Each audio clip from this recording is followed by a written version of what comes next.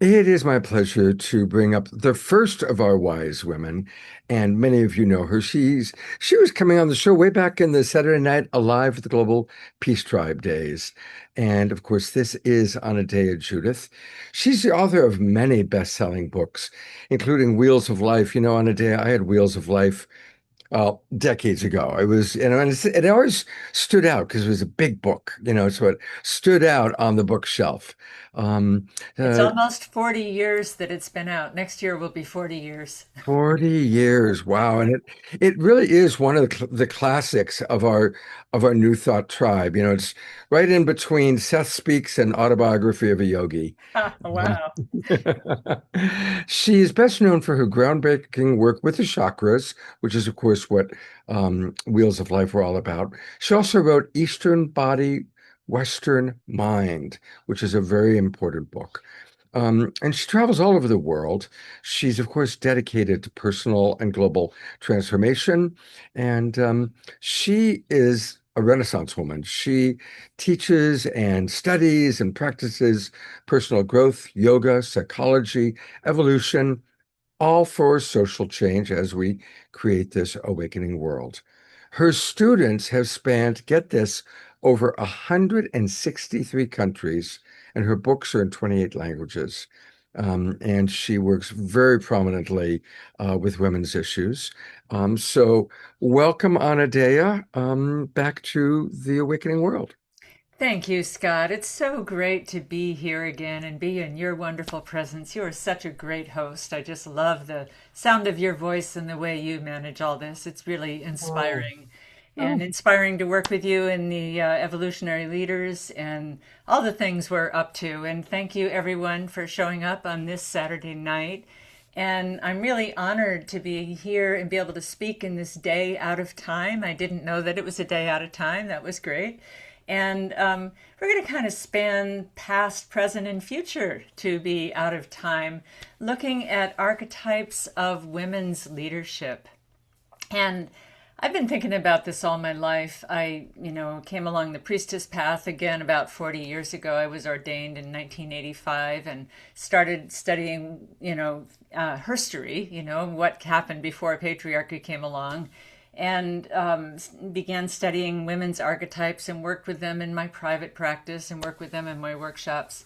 And especially, as I looked at politics and way back when Hillary Clinton was running and all the comments about her hem or her hair or how hard it was for a woman to step into a kind of global leadership role.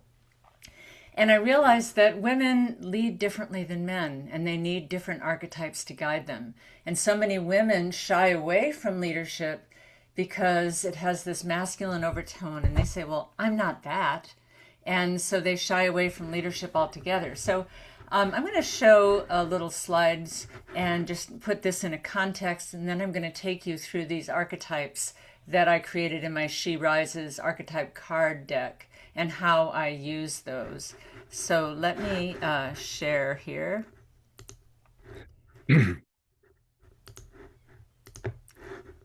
and get my, oops, just a second here. There we go. Seeing this okay? Yes, we do. So when I did this, I called it She Rises, Awakening Our Female Archetypes of Leadership.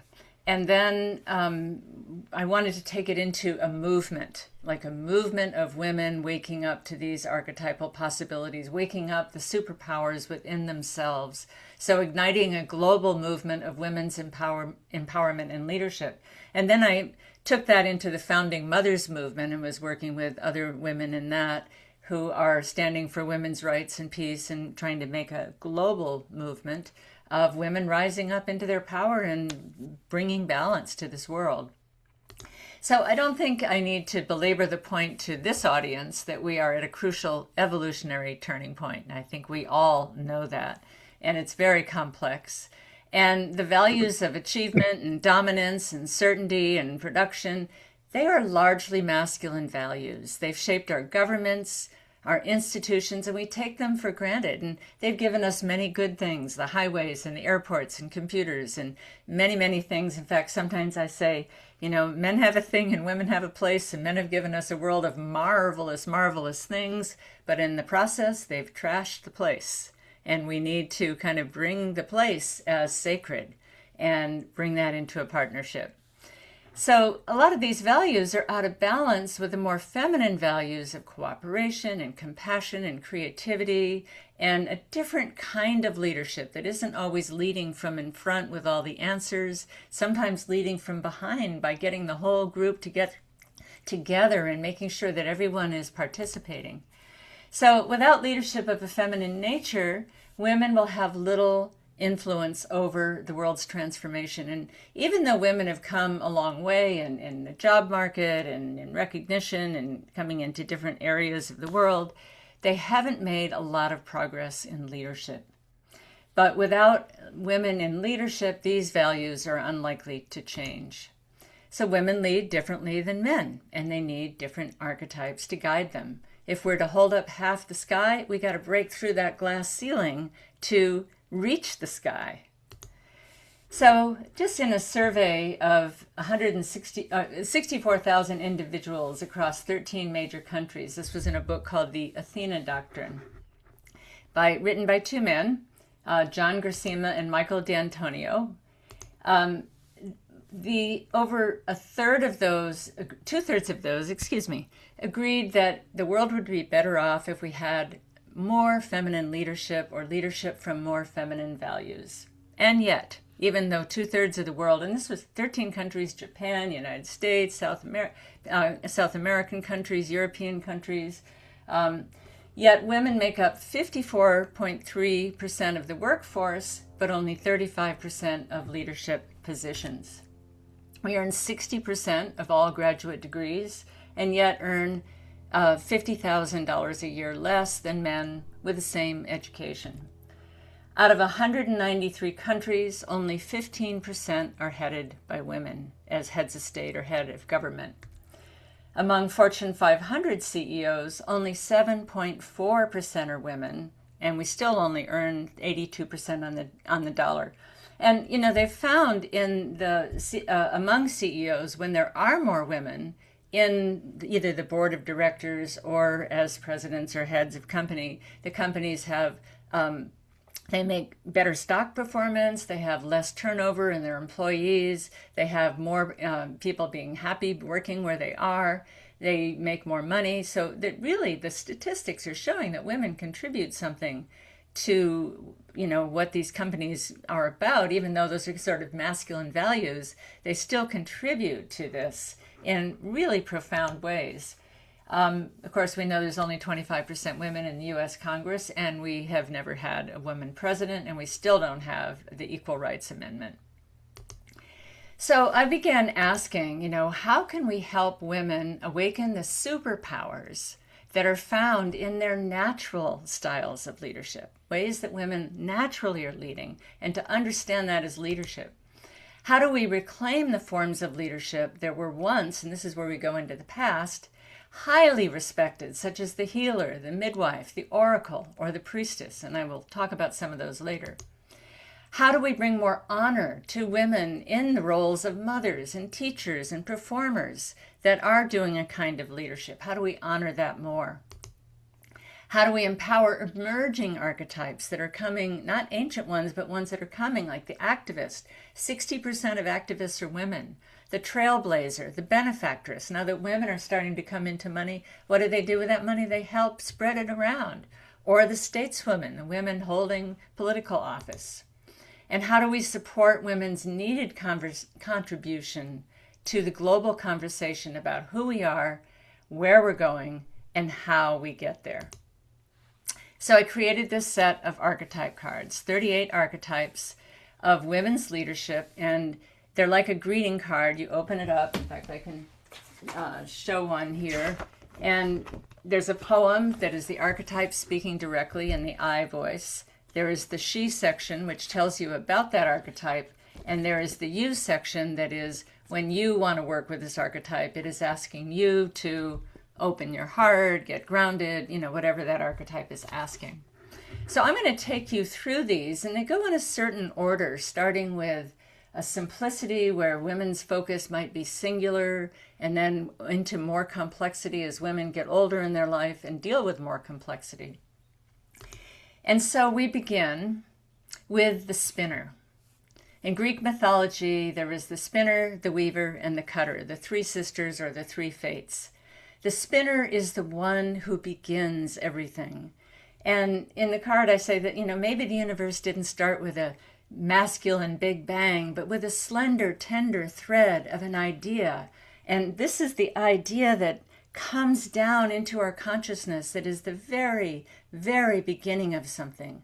And then it spins its way into manifestation. And women take these ideas and they are always spinning. The spinner was definitely an ancient women's archetype. And what do we think about when we're spinning? We're creating. Life begins with a slender thread that is our core. And then the next one, of course, is the mother, because everything comes from the mother. And each of these cards has a verb, I nurture. And the mother is the source of everything for women and the first leader that we all knew. She taught us how to eat, and she taught us how to sit up, and she taught us our manners, and she taught us how to play with our friends, and she taught us how to be in the world. She was the first leader we ever knew. And of course, we don't have a mother without a midwife. The midwife was always someone who brought life into the world. And this card I see not so much as a physical midwife who is birthing babies, but as the woman who is, her form of leadership is helping others bring something into being that they're trying to give birth to. She might work as a coach who is helping someone birth a business. She might be a counselor who is helping them birth a healthy relationship. She is someone who is helping others bring something into being, and she delivers. And of course, once the mother has both boy babies and girl babies, and here we're talking about feminine archetypes, then the girl baby starts to grow up and becomes the maiden. Now, the maiden, mother, and crone are a sacred trinity. And the maiden is the promise. She is the freshness. She is the unsullied innocence that has the fresh ideas and the power of the untapped feminine. And in our culture, she's not very protected, but she has a power. The young women have a power and a way of looking at things that we need to listen to and entertain. Now, it's not long before the maiden becomes the lover, because she is beautiful and she falls in love. And the lover is the cherishing. It is the lover in the sexual way, in the romantic way, but also in the more profound way of cherishing, of caring, of partnering, of bringing love to the world.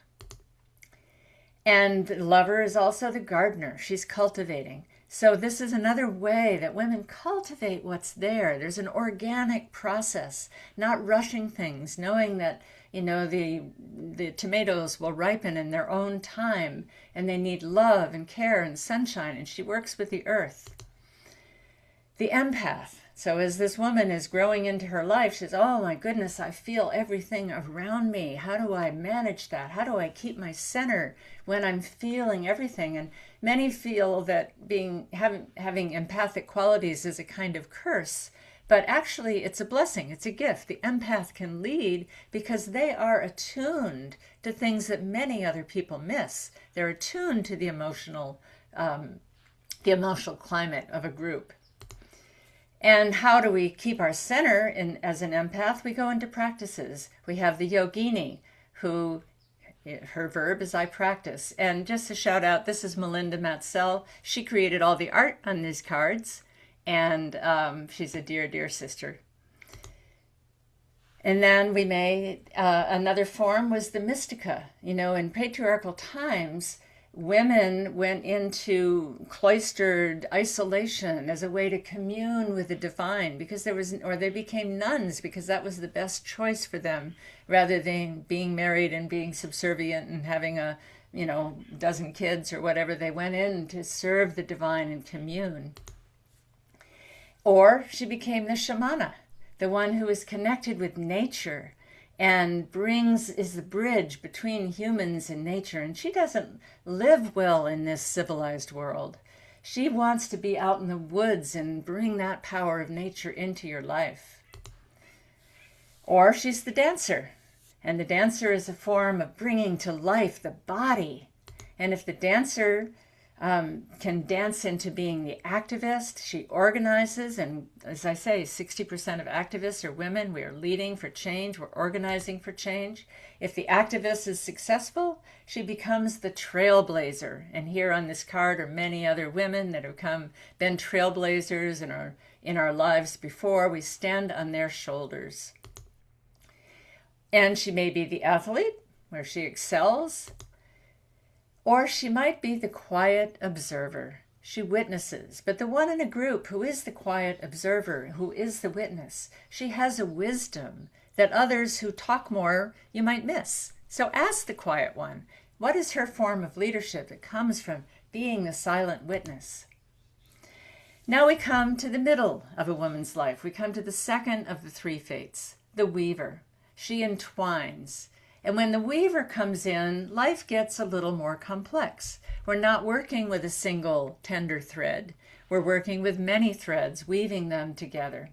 So this may be weaving masculine and feminine. A new archetype is the androgyne that isn't so gender identified, might be gender fluid or, changing gender, but incorporating both masculine and feminine as a form of leadership. Then she has more to work with. She becomes the creatrix. She is the artist. She is painting. She is singing. She is dancing. She is writing drama. She is creating and innovating, creating something from nothing.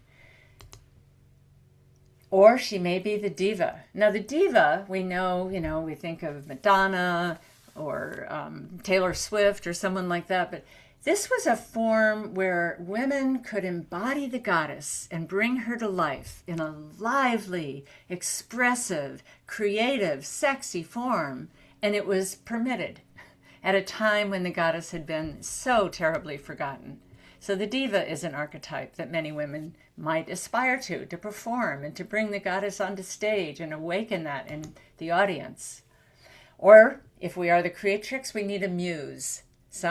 The muse is a form of leadership, even though she might not be the one that writes the poem. She's the one that whispers in someone else's ear and inspires them. And the muse was definitely an archetype of leadership in ancient times. Then we have the alchemist.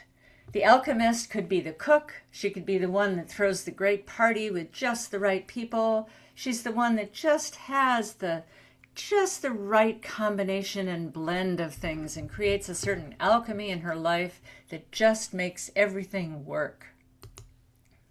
She might be the maestra who teaches. This is one of my archetypes. She's a scholar, she studies, she teaches. She might be the scientist, she might be the researcher. Most people don't see her as an archetype of leadership, but it is. Or the oracle. Now, in ancient times, the oracle, for instance, the oracle at Delphi in Greece, was one of the most respected spiritual leaders in the ancient world. People traveled, kings and generals and, high muckety-mucks traveled hundreds and thousands of miles to commune with the oracle, whose voice would commune with the divine and speak, and wars were started or ended, or kings were crowned or disbarred, all according to what she said. And she was so highly respected, highly trained, serving as the mouthpiece of the gods. And, of course, there's the priestess, who has long been forgotten but is making a comeback today, who combines alchemy and oracular, teachings and science and, all the different things. She combines them, the healer, and her purpose is to serve. And she might be the initiator. Some women recognize that they come into people's lives to initiate them into something when they are at I used to know before I settled into a relationship that men would come into my life when they were ripe for a change, and I would initiate them into something they hadn't known about before. And I found many women resonated with that. Maybe some of you do. The protectress, who defends and will protect you with a fierceness and protect the earth and protect the animals and protect the children. That is a powerful feminine archetype. The mother bear is a fierce protector. And the soft side of the protectress is the angel of mercy.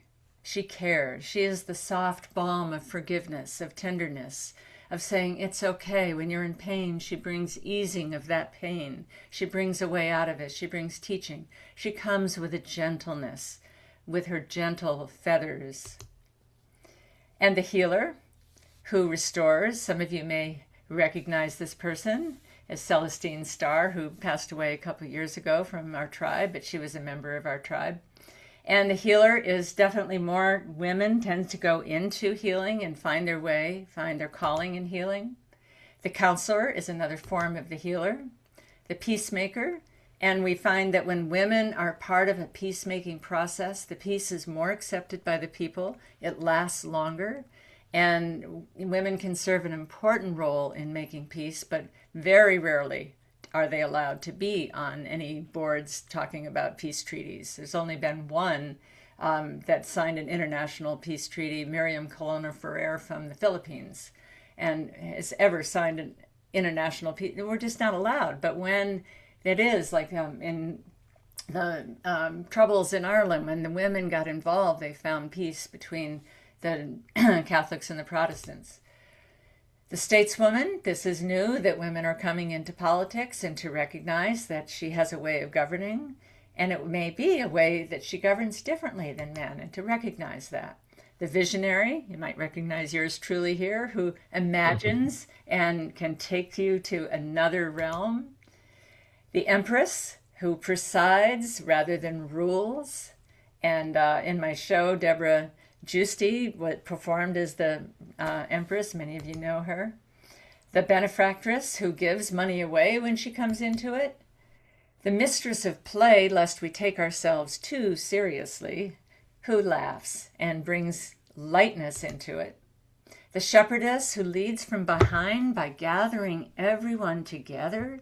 Instead of leading from the front, she makes sure that that student has his homework, or everyone gets the meeting notes, or everyone gets the phone call to make sure they're included. And so she leads from behind. The crone, who is the third of the maiden mother crone, she leads from wisdom. She knows because she's lived it all. And then finally, the cutter, who completes. The spinner, the weaver, and the cutter.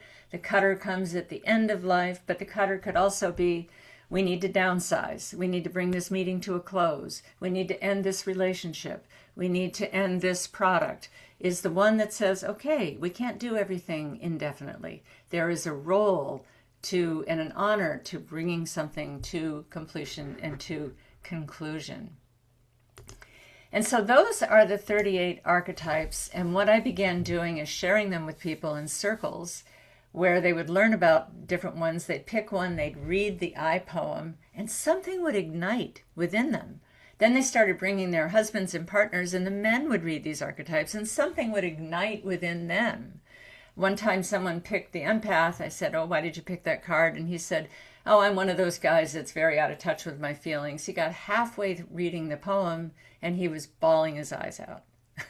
So it really awakened something in men as well. And then I took it into a performance where we performed 18 of these archetypes on stage with live music. And that was when I decided I wanted to take it into a movement with empowerment circles, leadership circles, and visionary circles. And we hold the cards to bringing in partnership. It's time for men to deepen and women to rise. And when I say that, the men I know are deep.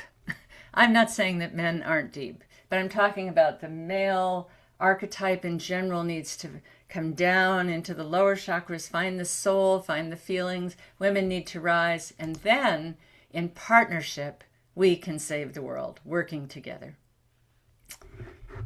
And so that is the end of my slides, and it's been such Anodea, first off, let's just come in for a quick sec. Beautiful. And while she and I are chatting and looking at our websites, I'd like to invite all of our audience members, pop in the chat box if one of those archetypes really spoke to you, either seeing yourself as one of those archetypes, or that's an archetype that you want to model yourself after. I love, by the way, that you had our beloved Celestine, my soul sister. And I love that you put yourself in there. That's really cool. That's really, really good. It was like, go on a day. So I didn't want to interrupt, but I just want to get people started on popping into the chat box. Which of those archetypes they spoke to you, or you'd like to acknowledge? And then go ahead on a day. Oh, I was going to say the group could pick one and I could read the I poem from that archetype. Okay, So, so the first person who pops in the chat box, an archetype that really stuck to you. Okay, we're getting, oh boy, they flew in really fast. You're gonna have to do two. For Scotty Satori, to honor the men in the audience, Angle of Mercy, the Angel of Angel Mercy, of Mercy. Angel of Mercy, and then for Victoria Shaw, the Oracle. So one for the Oracle. men, one for the male Okay. gendered, and one for the female gendered. All right. I got them both. All right. So, Angel of Mercy. Oh, I need to find my glasses here.